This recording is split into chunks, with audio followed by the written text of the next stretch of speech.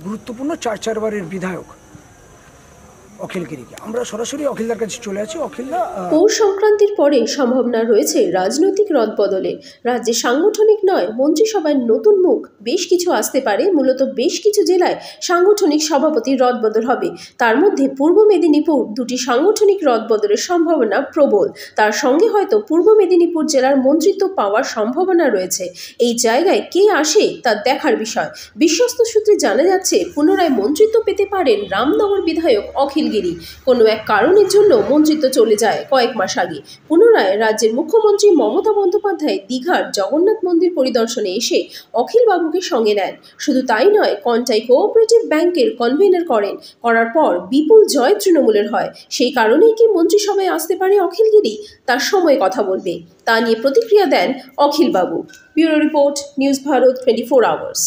প্রতিষ্ঠা লগ্ন থেকেই মমতা বন্দ্যোপাধ্যায়ের সঙ্গেই আছেন, একসঙ্গে লড়াইও করেছেন। সবসময় অবিভক্ত কংগ্রেস থেকে তৃণমূল কংগ্রেস প্রতিষ্ঠা লগ্ন থেকেই তার পাশেই আছেন।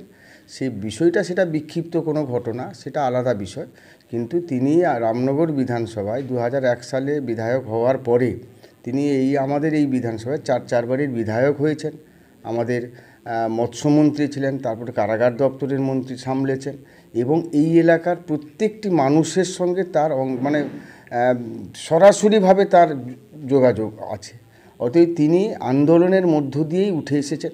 মানুষের জন্য যা কিছু করার দরকার তিনি এটা তার ক্যারেক্টার, এটাই তার ক্যারেক্টার, যে মানুষের জন্যে, সাধারণ মানুষের জন্য লড়াইটা করবার তার একটা ভেতরের দিক দিয়ে তাগিদ আছে। সেই লড়াইটা তিনি দিয়েছেন। এটা মুখ্যমন্ত্রীর সঙ্গে কোনো দিনই মমতা বন্দ্যোপাধ্যায়ের সম্পর্কের অবনতি হয়নি। মুখ্যমন্ত্রী মমতা বন্দ্যোপাধ্যায় যথেষ্টভাবে অখিলদাকে স্নেহও করেন এবং তার যোগ্য কী বলবো, যে তিনি তার সঙ্গে সবসময় আছেন। বিক্ষিপ্ত ঘটনাটাকে নিয়ে যে দূরে সরে যাওয়া, সেটা একটা দলীয় সিস্টেমের মধ্যে কোনো কারণে কিছু বিষয় হয়েছিল। সবসময় সম্পর্ক ভালো। আগামী দিনে নিশ্চয়ই তার পথ আরও প্রশস্ত হবে, এটা তো নিশ্চয়ই আমরা বিশ্বাস করি।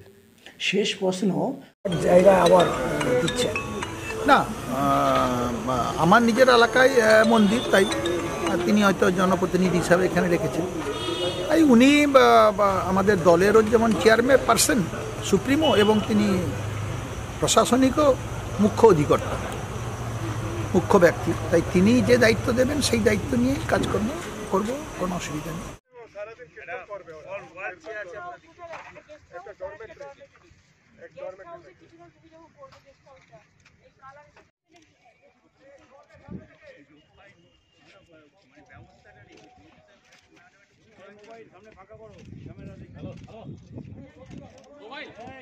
মোবাইল